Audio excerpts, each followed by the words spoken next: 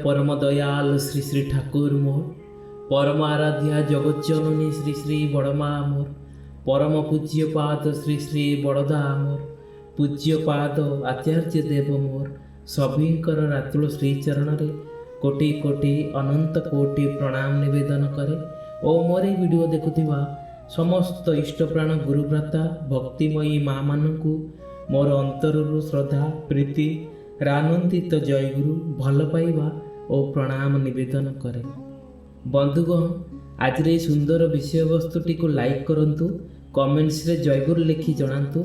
आउ एमिति आत्मिक कथा सबुदिने सुनिबा पाई आमर ए चैनल जयगुरु प्रार्थना को सब्सक्राइब करंतु। तेबे आसंतु आज रे विषय वस्तु को जिबा। बंधुगण, आज रे सुंदर विषय वस्तुटी हेउची मनीषक कथारे मते मानती नाही, सत्य केमिति खोजिबी।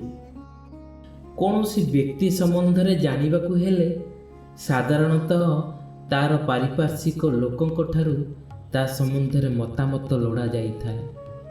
साधारणतः देखा जाए अन्य संबंधरे मंतव्य देउथिबा व्यक्ति निजर स्वार्थ सिद्धि प्रवृत्ति परतंत्रता को भित्ति करी मतामत देइथाए। आउ किछि लोक ता सपक्षरे कहती तो आउ किछि लोक ता विरुद्ध रे मत व्यक्त करिथांती। देखा जाए नकारात्मक मंतव्य को किछि लोक गुरुत्वर सहित ग्रहण करिथांती सकारात्मक मंतव्य ठारू।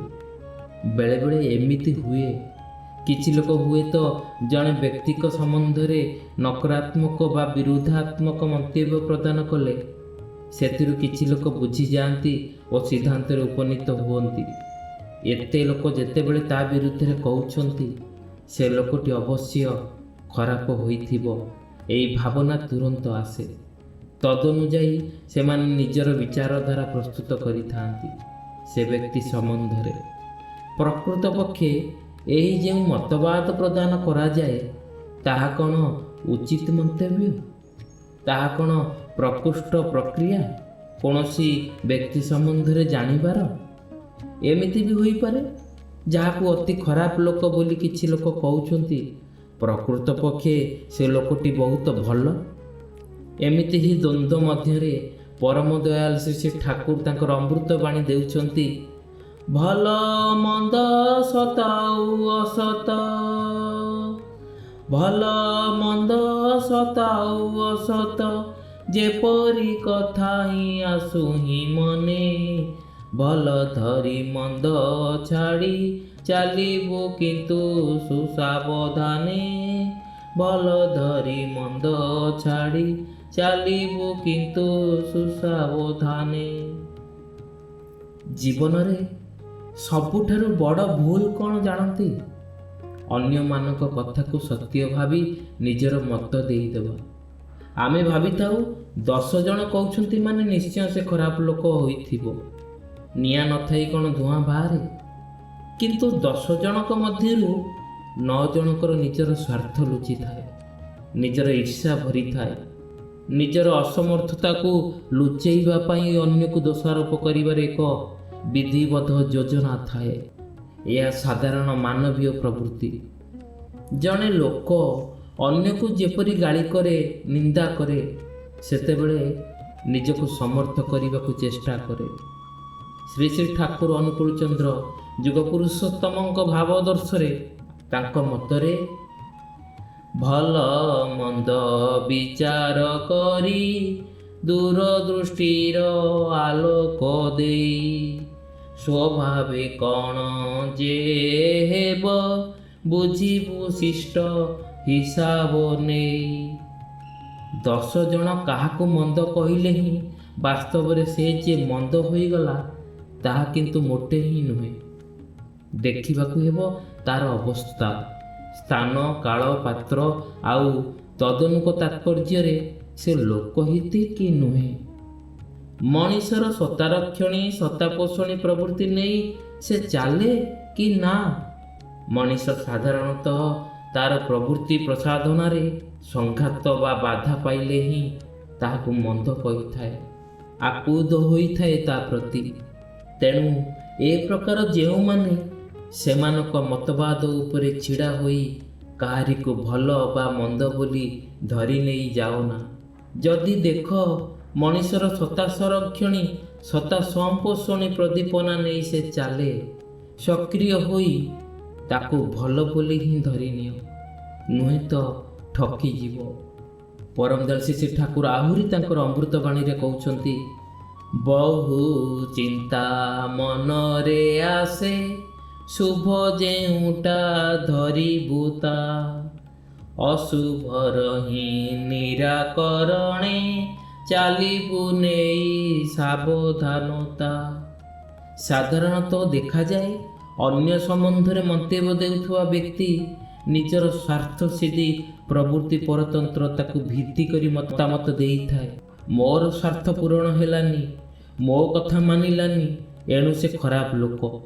ଏହିପରି ଭାବରେ ସାଧାରଣତଃ ମତ ମନ୍ତବ୍ୟ ପ୍ରଦାନ କରାଯାଇଥାଏ। କିନ୍ତୁ ଏହି ପ୍ରବୃତ୍ତି ପରାୟଣ ସ୍ୱାର୍ଥନ୍ୱେଷୀ ବ୍ୟକ୍ତିମାନଙ୍କର ମନ୍ତବ୍ୟକୁ ସଠିକ୍ ବୋଲି ଗ୍ରହଣ କରି ନେବା। ଯଦି କେହି ଜଣକ ସମ୍ବନ୍ଧରେ ନିଜର ମାନସିକ ସ୍ଥିତିକୁ ପ୍ରସ୍ତୁତ କରେ, ତେବେ ସେ ପ୍ରାୟତଃ ଭୁଲ କରି ବସେ। ଏତେ ଜଣ କହୁଛନ୍ତି କଥାଟା ଠିକ୍ ହୋଇଥିବ ଭାବେ। ଏହି ଆନୁମାନିକ ସିଦ୍ଧାନ୍ତ କଦାପି ସିଦ୍ଧ ସାବ୍ୟସ୍ତ ହୋଇନଥାଏ। ଯେଉଁ ପର୍ଯ୍ୟନ୍ତ ଆଲୋଚ୍ୟ ବ୍ୟକ୍ତି ସହିତ ଏକାନ୍ତ ଭାବେ ମିଶା ନ ଯାଇଛି, ତା ସଂସ୍ପର୍ଶରେ ଆସିବା ନ ହୋଇଛି, ସେ ପର୍ଯ୍ୟନ୍ତ କିପରି ଆମେ ଜାଣିପାରିବା ପ୍ରକୃତପକ୍ଷେ ସେ ବ୍ୟକ୍ତି ଜଣକ କିପରି, ତାର ସ୍ୱଭାବ କ'ଣ, ତାର ଚାଲିଚଳନ କିପରି, କଥାବାର୍ତ୍ତା କିପରି। ପ୍ରାୟତଃ ଦେଖାଯାଏ ନୀତିନିଷ୍ଠ ଆଦର୍ଶବାଦୀ ବ୍ୟକ୍ତି ସାଧାରଣରେ ଏହି ସମାଜରେ ନିନ୍ଦିତ ହୋଇଥାନ୍ତି। କୌଣସି ବ୍ୟକ୍ତି ଯଦି କୌଣସି କ୍ଷେତ୍ରରେ ଉନ୍ନତି କରେ, ଉଚ୍ଚତମ ଶିଖରରେ ବାସ କରେ, ତାହା ବି କାହାର ଆଖିରେ ଦେଖାଯାଏ ନାହିଁ। ତାହା ବି ଈର୍ଷାରେ ମଧ୍ୟ କେହି କେହି ତାର କୁଚାରଟନା କରିବାକୁ ଆଗେଇ ଆସନ୍ତି। ସୁତରାଂ ଈର୍ଷା ଆମ ଭିତରେ ସ୍ୱାର୍ଥ, ଅଜ୍ଞାନତା ପ୍ରବୃତ୍ତି ଆଦି ଉପରେ ପର୍ଯ୍ୟବେସିତ ଏସବୁ ଗୁଡ଼ିକ। ଏତାଦୃଶ୍ୟ କୁମତ ଓ ହୀନ ମନ୍ତବ୍ୟକୁ ବିଶ୍ୱାସ କରି ବା ତାହାକୁ ଭିତ୍ତି କରି ଆମେ କୌଣସି ସିଦ୍ଧାନ୍ତରେ ଉପନୀତ ହେବା ଆଦୌ ଉଚିତ ହିଁ ନୁହେଁ। ଏକ ଛୋଟ ଘଟଣାଟିଏ କହୁଛି। ଭାବନ୍ତୁ, ଗାଁରେ ଜଣେ ବ୍ୟକ୍ତି, ତାର ନାମ ହେଉଛି ରାମଚନ୍ଦ୍ର। ସେ ଭାରି ଶାନ୍ତ, ପରିଶ୍ରମୀ, ସଠିକ୍ ସ୍ଥିତିରେ ତାର ପରିବାର ବି ଚଳାଉଥିଲା। ଆଉ ପରିଶ୍ରମ କରି ଖଣ୍ଡେ ସେ ଜମି କିଣିଲା, ଆଉ ସେଥିରେ ଘରଟିଏ ତିଆରି କଲା, ପିଲାମାନଙ୍କୁ ପଢ଼ାଇଲା, ବେଶ ହସ ଖୁସିରେ ତାର ଛୋଟ ପରିବାରକୁ ନେଇ ଚାଲିଥାଏ। ଏସବୁ ଦେଖି ପାଖ ପଡ଼ୋଶୀମାନଙ୍କ ଭିତରେ ଟୁକଟାପ ଆରମ୍ଭ ହୋଇଗଲା। କେହି ତ ତାର ମୁଖରେ ପ୍ରଶଂସା କଲେ ନାହିଁ, ବରଂ ତାର ପଛରେ ଅନେକ ପ୍ରକାର ସନ୍ଦେହ ଉତ୍ପତ୍ତିଜନକ କଥା ବି କହିଲେ କେଉଁଠୁ ଟଙ୍କା ଆସିଲା, କିଛି ନିଶ୍ଚୟ କଳା କାମ କରିଛି ବୋଧେ। ହଁ ବନ୍ଧୁଗଣ, ଏଠି ଧ୍ୟାନ ଦେବାର କଥା ଏଇଆ ଯେ ଯେତେବେଳେ ସେ ସଫଳ ହେଲା, କୌଣସି ପରିଶ୍ରମ କରି ଭଲ ରୋଜଗାର କଲା, ତେଣୁ ତାଙ୍କ ପାଖ ଲୋକଙ୍କ ମନରେ ଈର୍ଷା ଜାଗିଲା। ଏଇଭଳି ସମୟରେ ଯଦି ତୁମେ ରାମଚନ୍ଦ୍ରକୁ କିଛି ଦେଉନଥିଲ କି କଥା ହୋଇନଥିଲ, ଏଠି ସନ୍ଦେହ ତୁମ ମନରେ ଆସିବାର କାରଣ କେଉଁଠି ରହୁଛି? କହିବାର ଅର୍ଥ ହେଉଛି, ତଥାପି ସମାଜରେ ନିନ୍ଦା ଶୁଣି ମଣିଷ ନିଜର ମତ ତିଆରି କରେ, ଆଉ ସେଇ ମତ ସେ ଆଖିରେ ଦେଖିଥାଉ କି ନ ଦେଖିଥାଉ, କହିବାର କଥା କହିଦିଏ। ତେବେ ଭୁଲ କି ଠିକ୍ ତାର ବିଚାର ସେ କରେ ନାହିଁ। ଏଇଠି ହିଁ ସମସ୍ୟା ଉପୁଜେ। ଯଦି କେହି ରୀତିନୀତିରେ ଚାଲୁଛି, ଜୀବନରେ ଉନ୍ନତି କରିଛି, ପରିଶ୍ରମ କରୁଛି, ତେବେ ତାର ସ୍ୱଭାବ, କର୍ତ୍ତବ୍ୟନିଷ୍ଠା, ଚାଲିଚଳନ ଅବଶ୍ୟ ବିଧି ମୁତାବିକ ହୋଇଥିବ। ନହେଲେ ସେ ଏପରି ସଫଳତା ପାଇଲା କିପରି? ଏପରି ଭାବନା ଆସିବା କଥା। ସର୍ବୋପରି ବ୍ୟକ୍ତିର ସତ୍ତା ସଂରକ୍ଷଣୀ ଅର୍ଥାତ୍ ସତ୍ତା ବା ଜୀବନକୁ ରକ୍ଷା କରିପାରୁଥିବା ନୀତି ନିୟମ, ସତ୍ତା ସଂପୋଷଣୀ ଅର୍ଥାତ୍ ଜୀବନକୁ ପୋଷଣ ଦେଉଥିବା ବିଧିକୁ କେତେ ଦୂର ବାସ୍ତବାୟିତ କରି ଚାଲୁଛି, ତାହା ଭଲ ଭାବେ ଦେଖିବାକୁ ହେବ, ବୁଝିବାକୁ ହେବ। ତାପରେ ଯାଇ ତା ସମ୍ବନ୍ଧରେ କୌଣସି ସିଦ୍ଧାନ୍ତରେ ଆମେ ଉପନୀତ ହେବାକୁ ଚେଷ୍ଟା କରିବା ଉଚିତ। ଏହା ନ କରି ଯଦି ଆମେ ତଥାକଥିତ ପ୍ରବୃତ୍ତି ରଞ୍ଜିତ ସ୍ୱାର୍ଥନ୍ୱେଷୀ ଭିତ୍ତିରେ ପ୍ରସ୍ତୁତ ମତ ମନ୍ତବ୍ୟ ଉପରେ ଆସ୍ଥା ରଖି ତା ପ୍ରତି ନିଜର ବିଚାରଧାରା ପ୍ରସ୍ତୁତ କରିବା, ତେବେ ଆମେ ଜଣେ ନୀତିନିଷ୍ଠ ସତ୍ୟାନୁଚର୍ଯ୍ୟ ଆଦର୍ଶବାଦୀ ବ୍ୟକ୍ତିକୁ ହରାଇବା। ଏଣୁ ସାଧୁ ସାବଧାନ। ସେଇଥିପାଇଁ ପରମ ପିତା ପରମ ଦୟାଳ ଶ୍ରୀ ଶ୍ରୀ ଠାକୁର ତାଙ୍କର ସତ୍ୟାନୁସରଣ ଗ୍ରନ୍ଥରେ ଲେଖିଦେଲେ, ତୁମେ ଠିକ୍ ଠିକ୍ ଜାଣ ଯେ ତୁମେ ତୁମ ନିଜ ପରିବାରର, ଦଶର ଏବଂ ଦେଶର ବର୍ତ୍ତମାନ ଓ ଭବିଷ୍ୟତ ପାଇଁ ଦାୟୀ। କ'ଣ ପାଇଁ ଜାଣନ୍ତି? ନାମ ଯଶର ଆଶାରେ କୌଣସି କାର୍ଯ୍ୟ କରିବାକୁ ଯିବା ଠିକ୍ ନୁହେଁ, କିନ୍ତୁ କୌଣସି କାର୍ଯ୍ୟ ନିଃସ୍ୱାର୍ଥ ଭାବରେ କରିବାକୁ ଗଲେ ହିଁ କାର୍ଯ୍ୟର ଅନୁରୂପ ନାମ ଯଶ ତୁମର ସେବା କରିବ ହିଁ କରିବ। ନିଜ ପାଇଁ ଯାହା କରାଯାଏ ତାହା ହିଁ ସକାମ, ଆଉ ଅନ୍ୟ ପାଇଁ ଯାହା କରାଯାଏ ତାହା ହିଁ ନିଷ୍କାମ। କାହାରି ପାଇଁ କିଛି ନ ଚାହିଁବାକୁ ଯେ ନିଷ୍କାମ କହନ୍ତି କେବଳ ତାହା ନୁହେଁ।